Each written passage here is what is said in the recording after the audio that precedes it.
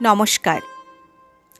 আজ অন্যতম কথা সাহিত্যিক নরেন্দ্রনাথ মিত্রের লেখা একটি গল্প পরিবেশন করব, যেখানে আমরা দেখতে পাব একটি সচ্ছলতাহীন মধ্যবিত্ত পরিবারে পুরুষের দু ধরনের মনোভাব। ঠিক তার পাশাপাশি অসুস্থ স্বামীকে সারিয়ে তোলার জন্য এবং সংসারের টানাপোড়েনের মধ্যে স্ত্রীকে গানের টিউশনি শুরু করতে হয়েছিল। একদিকে স্ত্রী নীলিমার শিল্পী সত্তা, অন্যদিকে স্বামীর প্রতি তার কর্তব্য। দুটোর মধ্যে দ্বন্দ্বের পরিবেশ তৈরি হয়। চলুন গল্পটি শুনে নিই। আজকের গল্প সেতার। শ্বশুর শাশুড়ি উঠে যাওয়ার সঙ্গে সঙ্গে নীলিমা বসবার টুলটাকে স্বামীর বিছানার আরও কাছে এগিয়ে নিয়ে এলো। তারপর তার শীর্ণ হাতখানা নিজের হাতের মধ্যে টেনে নিয়ে বলল, একটা কথা বলবো, শুনবে? সুবিমল ম্লান একটু হাসল। কেন শুনবো না বলো? নীলিমা বলল, আগে কথা দাও, আপত্তি করবে না, রাগ করবে না। সুবিমলের দুপাশে সারে সারে আরও 14-15টি বেড। রোগী আর তাদের দর্শনার্থী আত্মীয় স্বজনের ভিড়ে হাসপাতালের এই ঘরটি ভরে উঠেছে। নীলিমার গলার স্বরে কেউ কেউ কৌতূহলী হয়ে তার দিকে তাকালো, কিন্তু নীলিমার কোনো খেয়াল নেই, ভ্রুক্ষেপ নেই কারো দিকে। স্বামী সম্ভাষণের এমন উপযুক্ত ক্ষেত্র, এমন নিবিড় অবকাশ যেন আর কোনোদিন সে পায়নি। সুবিমলের হাতে আরও একটু চাপ দিল নীলিমা। বলল, রেখা বৌদির কথা মনে আছে তোমার? আমার মামাতো ভাই নীরবদার বউ, তিনি কাল এসেছিলেন আমাদের বাড়ি। বললেন একদিন হাসপাতালেও আসবেন তোমাকে দেখতে। রেখা বৌদি পিসিমশাই হন আর কি সম্পর্কে, রায় সাহেব, পিএন বিশ্বাস। তারই ছোট ছোট দুটি নাতনিকে বিকেলে গিয়ে গান শেখাতে হবে। রেখা বৌদি বলেছিলেন আমি যা জানি তাতেই চলবে। টাকা 25 তো ওরা দেবেই, বেশি দিতেও পারেন। সুবিমল আস্তে আস্তে বলল, কুটুম্ব স্বজনের বাড়িতে শেষ পর্যন্ত গানের মাস্টারিও গিয়ে করতে হবে তোমাকে? নীলিমা বলল, আহা, ভারী তো মাস্টারি, মাস্টারি করবার মতো গান যেন আমি জানি। আর কুটুম্বও তো খুব, মামা তো ভাইয়ের পিসশাশুর, তার কাছে থেকে টাকা নিলে মহাভারত অশুদ্ধ হবে না, বরং এক হিসেবে লাভ আছে। প্রথমেই একেবারে অচেনা মানুষের মধ্যে গিয়ে পড়বার ভয় নেই। সুবিমল বলল, কিন্তু বাবা মা রাজি কি হবেন? নীলিমা জবাব দিল, সেজন্য ভেবো না, সে ভার আমার উপর ছেড়ে দাও। একরকম নিমরাজি তারা হয়েছেন। সুবিমল বিস্মিত হল না। যে শ্বশুর শাশুড়ি বিয়ের পর মাত্র কয়েকটি মাসের জন্য পুত্রবধূকে ম্যাট্রিকুলেশন পরীক্ষাটা দিতে দেয়নি, ছেলের বন্ধু বান্ধবদের সঙ্গে মেলামেশায় আপত্তি করেছেন, তারাও যে আজ নীলিমাকে অর্থ উপার্জনের অনুমতি দিতে পারেন, এ কথা সুবিমলের কাছে আজ অবিশ্বাস্য মনে হলো না। এই বছর দুয়েকের মধ্যে তাদের সংসারে অনেক পরিবর্তন হয়েছে। থাইসিসে আক্রান্ত হয়ে সে এসেছে যাদবপুরের এই হাসপাতালে। প্রথম বছর ফ্রি বেড মেলেনি, চিকিৎসার খরচ বাবদ মোটা টাকা লেগেছে মাসে মাসে। বুড়ো বাপ দেশি একটা মার্চেন্ট অফিসে হিসেব লেখেন। অসুখ বিসুখ দূরের কথা, সংসারের দৈনন্দিন অনেক খরচই তার হিসাবের বাইরে গিয়ে পড়ে। ইদানিং সুবিমলের চাকরিই ছিল ভরসা, তাই অসুখের প্রথম ধাক্কাতেই তাকে হাত দিতে হয়েছে স্ত্রী আর পুত্রবধূর গয়নায়, হাত পাততে হয়েছে স্বজন বন্ধুদের কাছে, কিন্তু তাদের সংখ্যা অগণ্য নয়। ধার দেওয়ার ক্ষমতাও সীমা আছে। বাসনকোসন গেছে, সামান্য আসবাবপত্র অদৃশ্য হয়েছে, তবু রোগ রেহাই দেয়নি। সংসারের খরচ কম নয়। ভাই বোনই সুবিমলের 6টি। ভাগ্যের ফেরে সুবিমলের ঠিক পরেই 2টি অনুরা বয়স্ক মেয়ে রয়েছে। কন্যাদায়ের চিন্তা ছাড়া বাপ মায়ের আর কিছু তাড়া বাড়াতে পারেনি। ছেলেরা এখনো স্কুলে নিচের ক্লাসে পড়ে, তবু অনেক চেষ্টা চরিত্র ধরাধরির ফলে মাস কয়েক হলো হাসপাতালের সুবিমলের জন্য ফ্রি বেডের ব্যবস্থা হয়েছে। বড় রকমের খরচা কিছু লাগে না, কিন্তু 2-1টা ওষুধের দাম আর টুকটাক হাত খরচ বাবদ ফ্রি মাসেই 25-30 টাকা দরকার। সুবিমল জানে এই কটি টাকা পাঠাতেও বাপের সাধ্য আর এখন নেই। কিছুকাল ধরে নিজের ব্যবস্থা নিজেই তাই তাকে করতে হচ্ছে। কলকাতার বন্ধুদের কারো কাছে হাত পাততে আর বাকি নেই। ইদানিং তাদের কাছ থেকে টাকা আর সে চায় না, চায় ঠিকানা। বন্ধুর বন্ধু, তসা বন্ধুরা সারা ভারতবর্ষ ভরে কে কোথায় আছে, কে কোথায় ভালো চাকরি করছে জানতে চায় সুবিমল। অনেকেই চিনতে পারে না, অনেকের কাছ থেকেই জবাব পাওয়া যায় না। সকলে সমান নয়, কেউ কেউ আবার দেয়ও। ভরসা দেয় থাইসিস রোগটা আজকাল আর এমন কিছু মারাত্মক নয়, বিশেষত গোড়াতেই যখন ধরা পড়েছে। কেউ কেউ 2-1 মাস 5-10 টাকা পাঠায়, কিন্তু তারপর হয় আর তাদের সাড়া মেলে না, নতুবা অত্যন্ত হাত টানাটানির খবর আসে। এমনই 2-3খানা চিঠি স্বামীকে দেখতে এসে গতবার নীলিমার হাতে পড়েছিল। সুবিমল কিছুক্ষণ চুপ করে থেকে বলল, তারা যদি রাজি থাকেন তাহলে আর কি। অন্যের কাছ থেকে ভিক্ষে নেওয়ার চেয়ে তোমার রোজগার আমি সহজভাবে নিতে পারবো। নীলিমার চোখ ছলছল করে উঠল। অমন করে বলো না। স্ত্রীর সেই জল ভরা চোখের দিকে তাকিয়ে সুবিমল কি যেন দেখল, তারপর কোমল কণ্ঠে বলল, মান অপমানের কথা নয়, আমি ভাবছি তোমার শরীরের কথা। সংসারের অত খাটুনির পরে আবার কি গান শেখানোর পরিশ্রম দেহে সইবে? 2 দিনও তো শরীর টিকবে না তোমার। নীলিমার মনে পড়ল অফিসের কাজের পরে সুবিমল যখন টিউশনিতে বেরোতো, নীলিমা ঠিক এই ধরনের কথাই বলতো।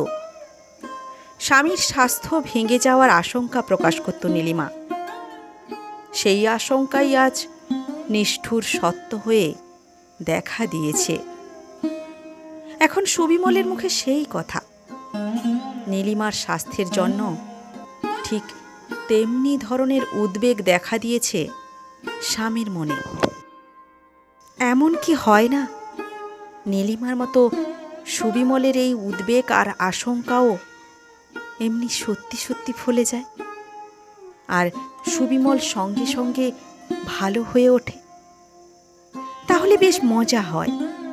তাহলে নীলিমা উপযুক্ত প্রতিশোধ নিতে পারে স্বামীর উপর। সুবিমল বলল, হাসছ যে? নীলিমা বলল, হাসছি তোমার কথা শুনে। আমার আবার শরীর, তার জন্য তোমার এত ভাবনা? সুবিমল বলল, অত বিনয় ভালো নয়। তোমার শরীরের জন্য ভাববো না, তোমার মনের জন্য ভাববো না, তবে ভাববো আর পৃথিবীতে কিসের জন্য? স্ত্রীর চোখের দিকে তাকিয়ে সুবিমল একটু হাসল। নীলিমার মুখে কেমন যেন একটু ছায়া পড়ল, কিন্তু পর মুহূর্তে সেও হাসি মুখে জবাব দিল, কিছু ভেবো না, তোমার কথা আমার মনে থাকবে। কালীমোহন তবু আমতা আমতা করে বললেন, লোকে কি বলবে? মনোরমা বললেন, আর সেসব যদি আমার শুভর কানে যায় তাহলে তারই বা কেমন লাগবে। অতি দুঃখে নীলিমার হাসি পেল। স্বামী, শ্বশুর, শাশুড়ি সকলের মনে সেই একই প্রশ্ন, সেই একই বিপদের আশঙ্কা। অভাব অনটন সমস্ত সংসারকে গিলে ধরেছে, কিন্তু স্থির আছে সেই অবিশ্বাস, সেই কুটিল সংশয় প্রবণতা। নীলিমা জবাব দিল, অত ভাবছেন কেন মা? আজকাল কত মেয়েই এমন তো করছে, এতে নিন্দার কিছু নেই। আর নিন্দা বন্দনার দিকে কান দেওয়াই এই কি আমাদের সময়? অন্য কোনো সময় হলে পুত্রবধূর মুখে এইসব ছাপার অক্ষরের বড় বড় কথা মনোরমা সহ্য করতেন না, কিন্তু এখন চুপ করে রইলেন। রেখাই প্রথম পরিচয় করিয়ে দেওয়ার ভার নিল। নির্দিষ্ট দিনে এসে বলল, চল ঠাকুরজি। পায়ে পুরনো একজোড়া স্যান্ডেল, পরনে অনেককাল আগের রং ফিকে হয়ে যাওয়া একখানা শাড়ি। রেখা তার দিকে তাকিয়ে কি যেন বলি বলি করেও চুপ করে গেল। নীলিমা শ্বশুরের সামনে গিয়ে বলল, তাহলে আসি বাবা। কালীমোহনের কণ্ঠ আর্দ্র হয়ে এলো। বললেন, এসো মা, নিতান্ত অসহায় না হলে কুললক্ষ্মী তুমি, তোমাকে আজ বেরোতে হয় টাকার চেষ্টায়। নীলিমা বলল, কিন্তু এ সময় ঝিগড়িতেও যে আমার অপমান নেই বাবা। কালীমোহন বললেন, তবু আমি বেঁচে থাকতে। নীলিমা মৃদু কণ্ঠে বলল, আপনি বিচলিত হবেন না বাবা। কালীমোহন বললেন, না, আর বিচলিত হব কেন? আশীর্বাদ করি তোমার কষ্ট যেন সার্থক হয়। একটু চুপ করে থেকে বললেন, খুব দেখে শুনে সাবধান মতো চলো মা। রেখা হেসে বলল, বউকে বুঝি খুব দূরদেশে পাঠাচ্ছেন? ভবানীপুর থেকে কালীঘাট, ট্রামের মাত্র গোটা কয়েক স্টপেজ, তাতেই এত সারা হচ্ছেন ভেবে? ভয় নেই, ঘণ্টাখানেক বাদেই আপনাদের বউকে ফিরিয়ে দিয়ে যাব। রায় সাহেবের এই বাড়িতে কি একটা বিয়ের নিমন্ত্রণে নীলিমা এর আগে আরও একবার এসেছিল, কিন্তু সে আশায় আর এ আশায় পার্থক্য অনেক। বাড়ির ভিতরে ঢুকতে গিয়ে নীলিমার পা যেন হঠাৎ আর এগুতে চাইল না। মন দ্বিধাগ্রস্ত হয়ে উঠল। রেখা বলল, কি ব্যাপার, এত ভাবছো কেন? দিন রাত অমন ভাবনা কিন্তু ভালো নয়। সঙ্গে সঙ্গে হাসপাতালের কথা মনে পড়ল নীলিমার। মনে পড়ল স্বামীর রুগ্ন শীর্ণ মুখ, নিজেদের নিঃসম্বল দীনতার কথা। নীলিমা একটু হাসতে চেষ্টা করল, বলল, সে কথা ঠিক, চলো। রেখার পিসিমা পিসে মশাই নীলিমাদের সাদরে বাড়ির ভিতরে ডেকে নিয়ে গেলেন। রায় সাহেব বললেন, কোনো সংকোচ করো না মা। কাত্যায়নী বললেন, বাহ, সংকোচ আবার কিসের? এ কি পরের বাড়িতে এসেছো নাকি? পরিবারের অন্য সকলের সঙ্গে আলাপ করিয়ে দিলেন কাত্যায়নী। সুদর্শন স্বাস্থ্যবান পুত্র, সুন্দরী পুত্রবধূ, 7-8 বছরের চঞ্চল সপ্রতিভ দুটি মেয়ে, চমৎকার দেখতে। কাত্যায়নী বললেন, এরাই তোমার ছাত্রী নীলিমা, অঞ্জু আর মঞ্জু। ভালো নাম কৃষ্ণা আর কাবেরী। পরিচয়ের সময় সঙ্গে সঙ্গে ভালো নাম দুটিও আমাকে বলে দিতে হয়, না হলে ফল ভালো হয় না। কাত্যায়নী হাসলেন। দোতলা দক্ষিণ দিকের একটি ঘরে নীলিমাকে নিয়ে এলেন কাত্যায়নী।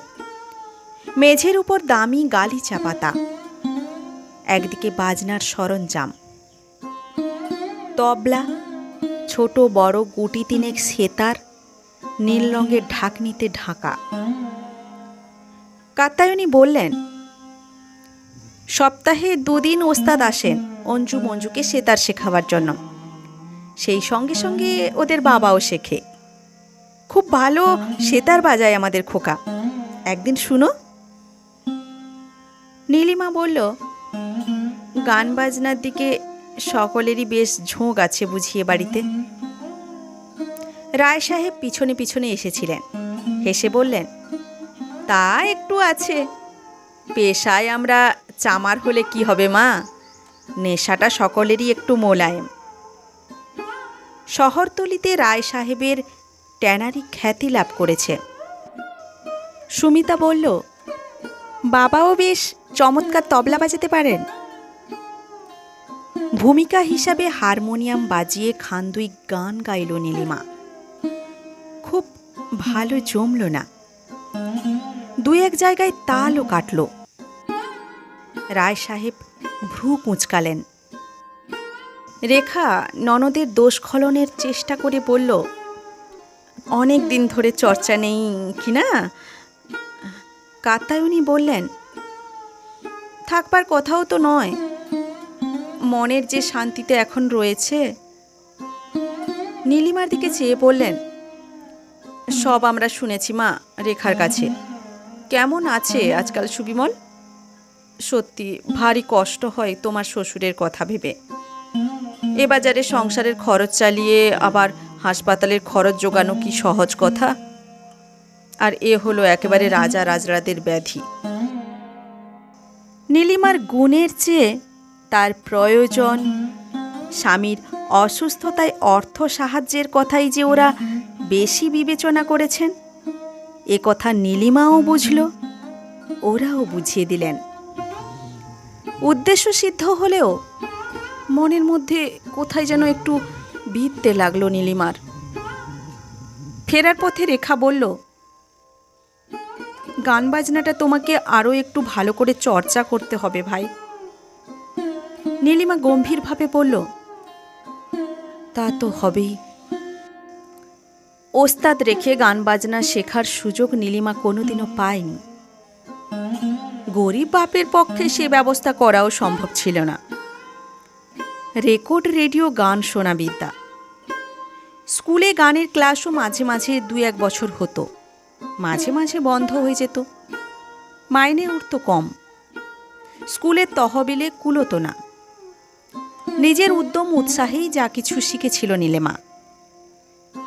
শ্বশুরবাড়িতে এসে সব আবার চাপা পড়ে গিয়েছিল। শ্বশুর শাশুড়ি জিনিসটা বিশেষ পছন্দ করতেন না। সুবিমলেরও যে এদিকে খুব শখ আগ্রহ ছিল তা নয়।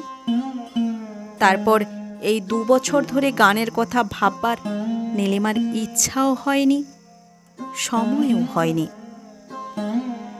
আজ হলো। শখ নয়, আনন্দ নয়, প্রয়োজন আর পেশা। একটু অভ্যেস করে না গেলে ছাত্রীদের কাছে মান থাকবে না। এমনকি চাকরি যেতেই বা কতক্ষণ। কিন্তু চাকরি গেলে চলবে না নীলিমার। যেমন করেই হোক স্বামীর হাসপাতালের খরচ তাকে সংগ্রহ করতেই হবে। পরিচিত অর্ধপরিচিতদের কাছে আর তাকে সে ভিক্ষা করতে দেবে না। তার চেয়ে নিজে ভিক্ষা করবে, সেও ভালো। বাড়ির অন্য কেউ উঠবার আগে খুব ভোরে উঠে গলা সাধতে বসে নীলিমা। দিনভর চলে সংসারের কাজ। দুপুরে কোনো কোনো দিন অবসর পেলে গানের সঙ্গে হারমোনিয়াম বাজিয়ে হাত আর গলাটাকে চোস্ত রাখে। বিদ্যাটাকে একটু ঝালিয়ে নিতে চেষ্টা করে নীলিমা। যেদিন সকাল সকাল খাওয়া দাওয়া শেষ হয়ে যায় সেদিন রাত্রি ও আসর বসে নীলিমার ঘরে। দুই ননদ শান্তি আর সুধা এসে জোটে, বলে, বৌদি আমরাও শিখব, আমাদেরও শিখিয়ে দাও ভালো করে, তারপর তোমার মতো বেরোবো টিউশনিতে, 3 গুণ টাকা আসবে ঘরে। মনোরমা মাঝে মাঝে ধমক দেন, কি যে তোরা আমোদ আলাদে গান বাজনা করিস, তোরাই জানিস। এত স্ফূর্তি যে তোদের কি দেখে আসে তাই ভাবি। বাছা আমার হাসপাতালে ভুগছে, আর বাড়িতে তোরা দিব্যি গান বাজনায় আনন্দ সোহাগে দিন কাটাচ্ছিস। যে শুনে সেই তো অবাক হয়ে যায়। বেদনায় নীলিমাও কিছুক্ষণ স্তব্ধ হয়ে থাকে, তারপর ঘরে এসে তাকায় দেওয়ালে টাঙানো স্বামীর ফটোখানার দিকে। মনে অদ্ভুত বল পায় নীলিমা, মুখে হাসির আভাস দেখা দেয়। যে যাই বলুক কিছুতেই কিছু এসে যাবে না তার। সে তো জানে এই আমোদ আহ্লাদ কিসের জন্য, তার বিদ্যা আজ কোন কাজে লাগছে, কিভাবে সার্থক হতে চলেছে সে তো জানে। সুবিমল তো জানে। জানো তো? না, তুমিও জানো না। ফটোখানাকে জিজ্ঞাসা করে নীলিমা। জবাব শোনবার জন্য দেওয়াল থেকে সেখানা পেড়ে নিয়ে এসে অধীর আবেগে নিজের ঠোঁটের ওপর চেপে ধরে। রায় সাহেবের ছেলে পুরন্দর একদিন সেতার বাজিয়ে শোনালো সবাইকে। অঞ্জু বলল, আমাদের নীলমাসিও বাজাতে জানেন বাবা, সেদিন তোমার সেতার নিয়ে। পুরন্দর বলল, তাই নাকি? আপনার যে এমন চুরি করার অভ্যাস আছে তা তো আগে বলেননি। নীলিমা লজ্জিত হয়ে বলল, বলবার মতো কিছু নয়। পুরন্দর বলল, সে কথা ঠিক, চুরি কেউ বলে কয়ে করে না, কিন্তু ধরাই যখন পড়ে গেছেন তখন তো একটু না শুনিয়ে পারবেন না। নীলিমা ভারী বিব্রত হয়ে পড়ল। বিশ্বাস করুন, সত্যি কিছু জানি না আমি। পুরন্দর নীলিমার চোখের দিকে তাকিয়ে হাসল, বলল, আপনার অতখানি অনভিজ্ঞতা বিশ্বাস করা সত্যিই শক্ত। নীলিমা বলল, সেটা আপনার বিশ্বাস করার শক্তির ওপর নির্ভর করে। ছেলেবেলায় একবার শুরু করেছিলাম, তারপর আর হয়ে উঠল না। পুরন্দর বলল, বেশ তো, এবার হবে। তখন শুরু করেছিলেন, এখন শেষ করবেন। আমাদের ওস্তাদজি নারায়ণ ত্রিবেদীর সঙ্গে তো আপনারও পরিচয় হয়েছে, তার কাছেই তো শেখার ব্যবস্থা করে নিতে পারেন। নীলিমা বলল, একবার অবশ্য এ কথাও আমি ভেবে দেখেছি। সেতারের টিউশনিতে শুনেছি টাকাও বেশি পাওয়া যায়। পুরন্দর বলল, টাকা? ও, ভারী দুঃখিত, ও কথা আমার মনে ছিল না। জবাবে নীলিমা মৃদু একটু হাসল। তার মনে না থাকলে চলবে কি করে? বহু অনুরোধ উপরোধেও নীলিমা সেদিন সেতারে হাত দিল না। কিন্তু বাড়ি ফেরার পথে ট্রামে পুরন্দরের পরামর্শটা তার কেবলই মনে পড়তে লাগল। সেতার শিখবার সত্যিই ভারী স্বাদ ছিল তার। কিছুদিনের জন্য একজন শৌখিন অল্প বয়সী স্বামী স্ত্রী নীলিমাদের বাড়ির একতলার 2খানা ঘর ভাড়া নিয়েছিলেন। তাদের ছিল একটি সেতার। নীলিমা সেই বউটির কাছে সবে শিখতে শুরু করেছিল। হঠাৎ একদিন ওদের সঙ্গে কলের জল নিয়ে দারুণ ঝগড়া হয়ে গেল নীলিমাদের। তারাও রাগ করে বাড়ি ছেড়ে দিয়ে কোথায় যেন চলে গেলেন। তারপর নীলিমা অনেক চেষ্টা করেছে সেতার শেখবার জন্য, কিন্তু কিছুতেই সুযোগ হয়ে ওঠেনি। মা অসুখে পড়লেন, বাবার পুরনো ভালো চাকরিটা গেল, কম মাইনে নতুন এক অফিসে ঢুকতে হলো তাকে। সেতারের কথা কি করে আর তখন মনে রাখে নীলিমা। ছাত্রীদের গান শেখাতে এসে আবার চোখে পড়ল সেই সেতার। বাজাতে দেখল অঞ্জু মঞ্জুকে। কয়েকদিন রইল লোভ সম্বরণ করে। শেষে একদিন হাত দিয়ে বসল যন্ত্রে। আঙুলের ছোঁয়ায় ঝংকার দিয়ে উঠল তার চেয়েও বেশি ঝংকার লাগলো নীলিমার হৃদয়ে। কৃষ্ণা আর কাবেরী উদ্বেলিত হয়ে উঠল। ওমা, দেখোই সে নীলমাসি। সে তার রেখে নীলিমা তাড়াতাড়ি ঠোঁটে আঙুল ছোঁয়ালো। চুপ চুপ। মাঝখানে 2-3 দিন গিয়ে স্বামীর সঙ্গে দেখা করে এলো নীলিমা। তারপর নতুন ইংরেজি মাসের 1 তারিখে গিয়ে বলল, হাত পাতো। সুবিমল অনুমান করল জিনিসটা, তবু বলল, হাত কি আজ এই প্রথম পাতব? নীলিমা বলল, প্রথম ছাড়া কি? তোমরা কি কিছু পাততে জানো? হৃদয়ও আমরা পাতি, হাতও আমরা পাতি। 3খানা নতুন 10 টাকার নোট ব্লাউজের ভেতর থেকে বের করে স্বামীর হাতে নীলিমা গুঁজে দিল। আঙুলে আঙুলে মেশামেশি করে রইল খানিকক্ষণ। ঝংকারটা সেতারের চেয়ে কম হলো না। নীলিমা বলল, পুরস্কার দেবে না? সুবিমল বলল, দেব। ডক্টর কর বললেন আমি সম্পূর্ণ সুস্থ হয়েছি, 3 মাসের মধ্যেই হাসপাতাল থেকে ছাড়া পাবো। একটু থেমে সুবিমল স্ত্রীর আনন্দ উচ্ছল 2টি চোখের দিকে তাকিয়ে বলল, অন্য কোনো পুরস্কার তো এখন আর হাতে নেই। নীলিমা বলল, মনে থাকলেই হবে। প্রথম কিছুদিন 12-13 বছরের দেবর সুকোমল আসত নীলিমার সঙ্গে। রায় সাহেবের বাড়ির কাছাকাছি এসে ফিরে যেত। ফেরার পথে আবার এসে দাঁড়াতো ট্রাম স্টপেজটার দিকে। দিন কয়েক পরে নীলিমা তাকে রেহাই দিল। বলল, থাক, আর তোমাকে পথ দেখাতে হবে না সুকু, তুমি তোমার পড়া করো গিয়ে। সুকু বলল, ভয় করবে না তো বৌদি? হারিয়ে যাবে না তো? নীলিমা সস্নেহে দেবরের গাল 2টি টিপে জবাব দিয়েছিল, না গো না, হারাই যদি, খুঁজবার লোক তো আমার রইল। গান শিখিয়ে ফেরবার সময় নীলিমাকে পুরন্দর আজ বড় রাস্তার মোড় পর্যন্ত এগিয়ে দিল। বলল, ত্রিবেদীজিকে আমি বলেছিলাম, তিনি রাজি হয়েছেন। নীলিমা একটু হাসল। কিন্তু আমি যে রাজি হব এ কথা আপনি কি করে জানলেন? পুরন্দর বলল, রাজি হলেই তো লাভ, না হলে লাভ কি? নীলিমা বলল, আপাতত দেখছি তো লোকসান, অত গুরু দক্ষিণা কোথায় পাব? পুরন্দর বলতে যাচ্ছিল, সেজন্য ভাববেন না।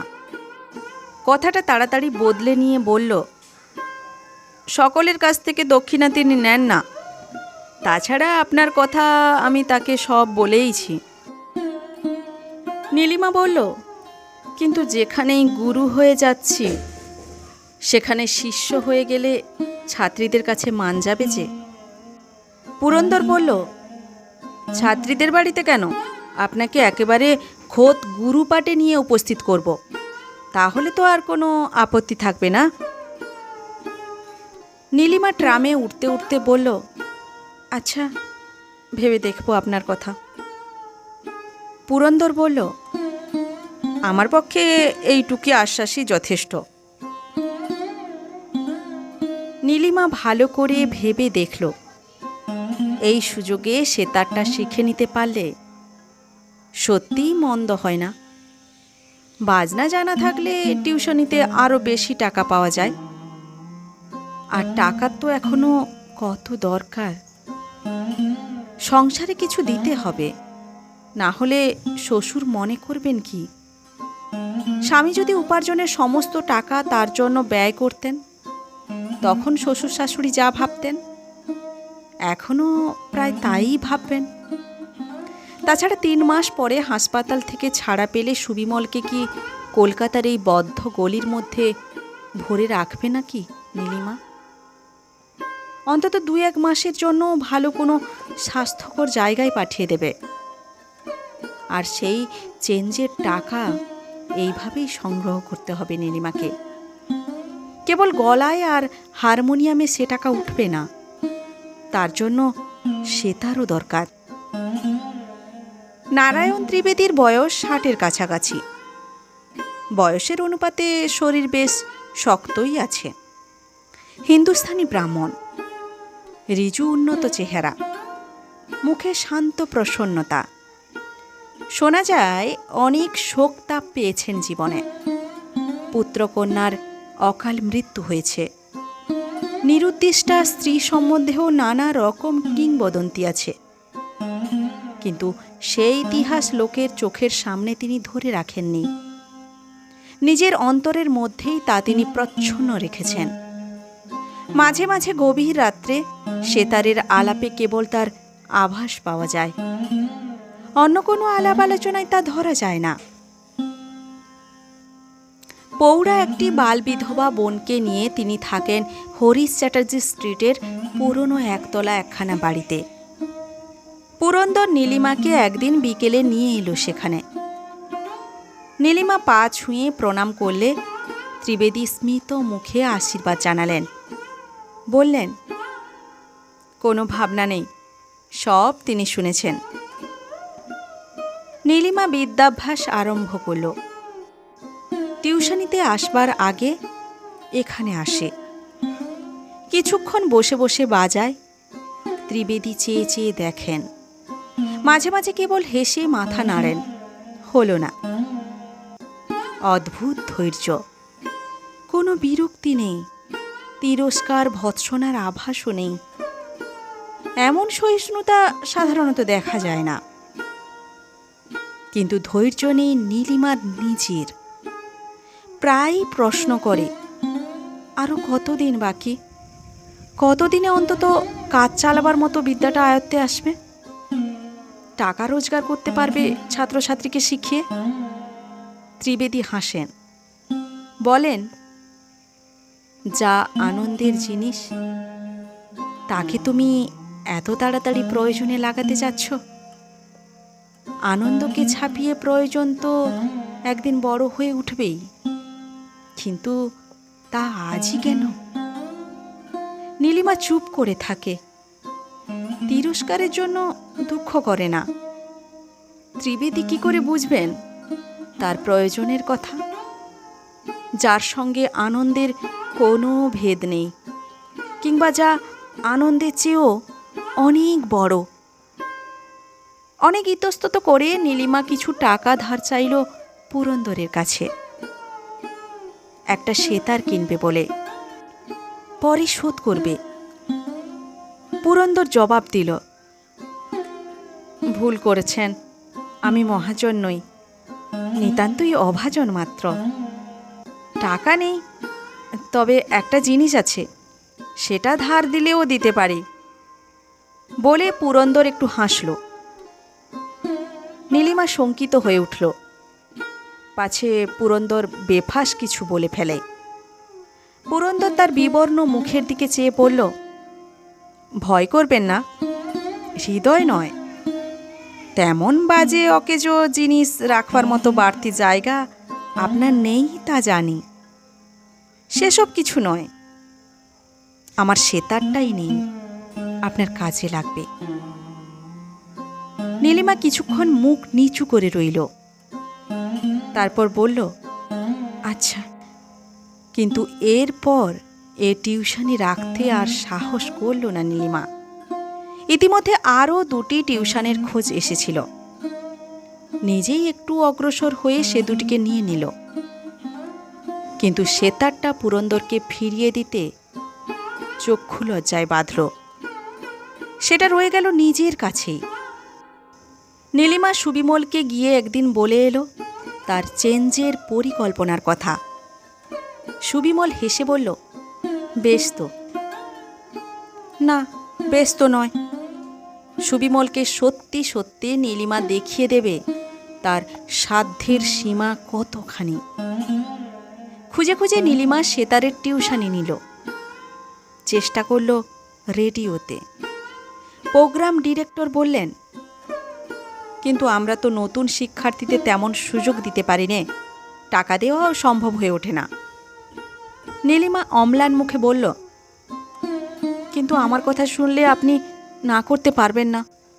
প্রোগ্রাম ডিরেক্টর শুনলেন এবং সত্যি আর না করতে পারলেন না। অদ্ভুত উত্তেজনায় পেয়ে বসল নীলিমাকে। স্বামীর জন্য শুধু হাসপাতালের খরচই নয়, তার চেঞ্জের টাকাও সংগ্রহ করতে হবে। যত্র তত্র সে গান শেখাতে লাগলো। সে তার শেখাতে গিয়ে কোনো কোনো জায়গায় অপদস্থও হলো, তবু হটল না। নারায়ণ ত্রিবেদী বললেন, অত অধীর হয়েও না মা, অকালে শক্তির এমন অপচয় করো না, তাকে সঞ্চয় করো নিজের মধ্যে, ভবিষ্যতেও তার প্রয়োজন হবে। 3 মাসের পর আরও মাস 2 গেল। তারপর সুবিমলের সত্যি ছাড়া পাবার দিন এলো, 2টি দিন মাত্র মধ্যে। এদিকে 100 টাকার মতো প্রায় জমিয়ে তুলেছে নীলিমা। আর 25টা টাকা হলে সংখ্যা পূর্ণ হয়। আপাতত এতেই হবে। সুবিমল বাড়ি এলে টাকার তোড়াটা তাকে উপহার দেবে নীলিমা, বলবে, দেখো পেরেছি কিনা। 25টি টাকার কথা ভাবছে নীলিমা। এই সময় আমন্ত্রণের চিঠি নিয়ে এলো উত্তর কলকাতার একদল ছেলে। রংমহল থিয়েটার হল ভাড়া নিয়ে তারা এক জলসার আয়োজন করেছে। টাকাটা যাবে বন্যা পীড়িত দুর্গত সেবার তহবিলে। শহরের বড় বড় সব শিল্পীরা আসবেন, তাদের সঙ্গে নীলিমারও ডাক পড়েছে। নীলিমা বিস্মিত হয়ে বলল, এদের মধ্যে আমাকে কেন? আমার কোন যোগ্যতা আছে? দলপতি গোছের কয়েকজন এগিয়ে এলো। মধুর হেসে বলল, আছে বই কি, সেবার অধিকার তো সকলেরই। তাছাড়া এক্ষেত্রে বিশেষ দাবিও আছে নীলিমার। সে নিজেকে যতখানি ছোট বলে মনে করে তা সে নয়। এদের মধ্যে 2-1জন রেডিওতে দেওয়া নীলিমার 2-একটা গানের কথা উল্লেখ করল। কেউ কেউ বলল, কোনো কোনো জলসায় তার সেতার নাকি অদ্ভুত হয়েছিল শুনতে। অদ্ভুত? হ্যাঁ, অদ্ভুতই লাগলো নীলিমার। প্রথম প্রথম স্বামীর রোগের কথা শুনে লোকে তাকে অনুকম্পা করে টাকা দিয়েছে। মাঝে মাঝে একটু খোঁচা লাগতো মনে। ক্রমে সেইটাই তার অভ্যেস হয়ে এসেছিল। যেখানে এরকম বিশেষ পক্ষপাতিত্ব তার জুড়ত না, নৈপুণ্যের অভাব দেখে লোকে তাকে তুচ্ছ করত, অনাদর করত, সেসব জায়গায় নীলিমা শতপ্রবৃত্ত হয়ে এসে তাদের স্মরণ করিয়ে দিত, বিদ্যায় তার দীনতা থাকলে কি হবে, অন্তরে সে সমৃদ্ধ।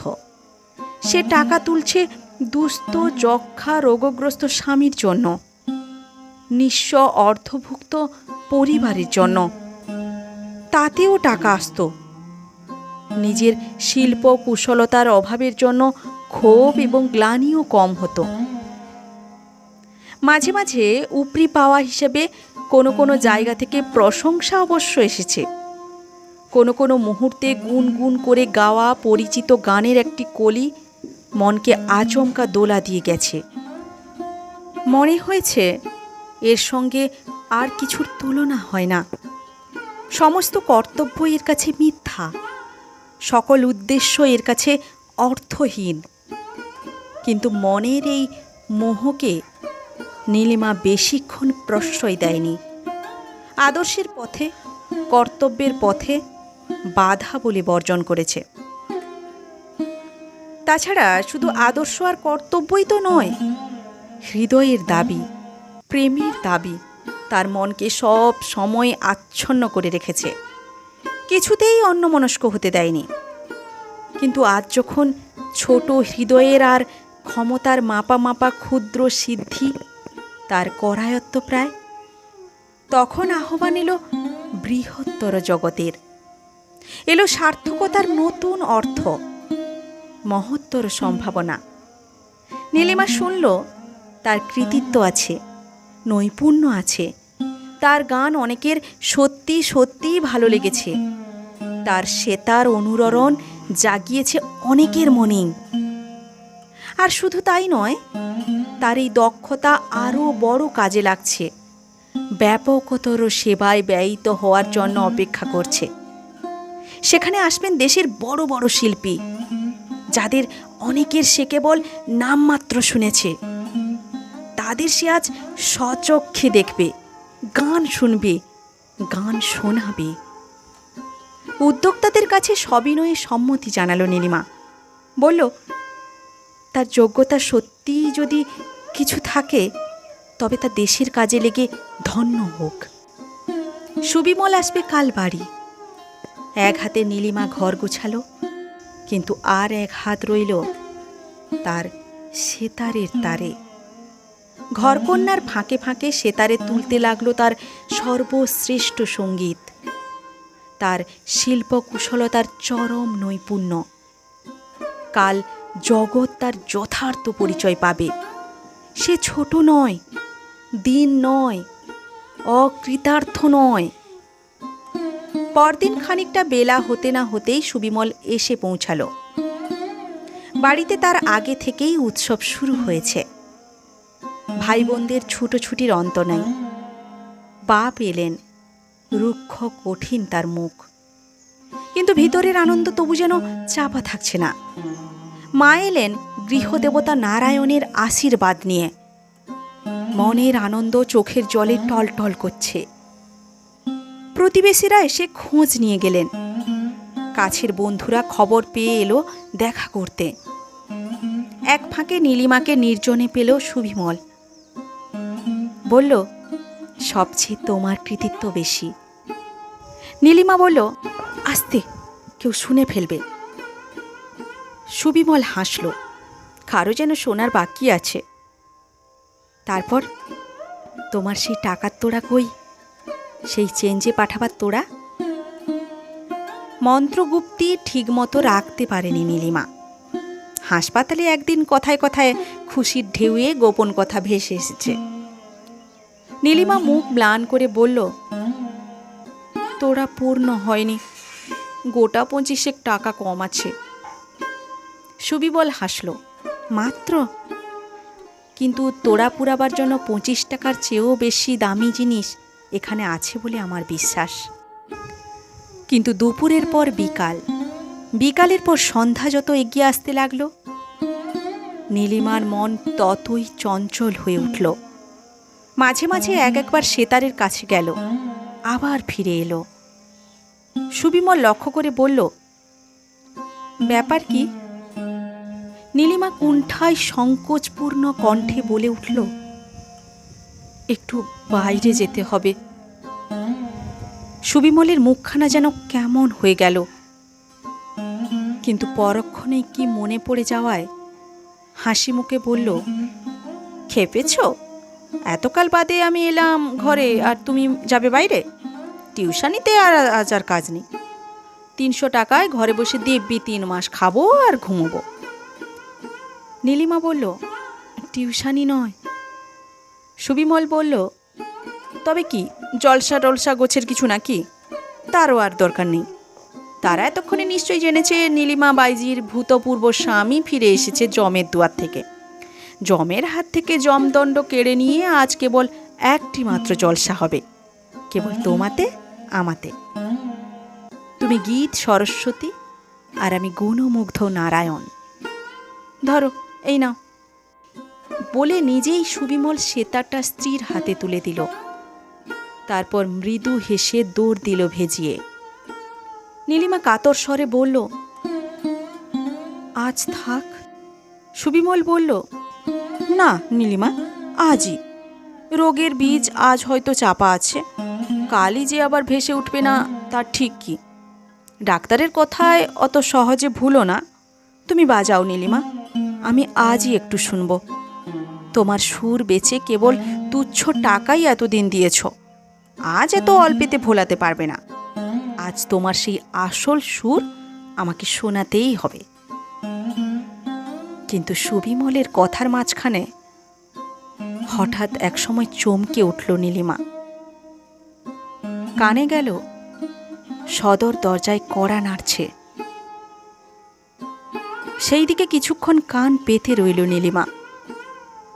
নিজের সেতারের বাজনার চেয়েও যেন মধুর আর অপূর্ব ওই কড়া নাড়ার নিক্ষণ। সুবিমল বলল, কি হলো, নাও না সেতারটা। নীলিমা নিষ্প্রভ শূন্য দৃষ্টিতে একবার স্বামীর দিকে তাকালো, তারপর সেতারখানা টেনে নিল হাত বাড়িয়ে। তাকে আজ বাজাতেই হবে। নমস্কার।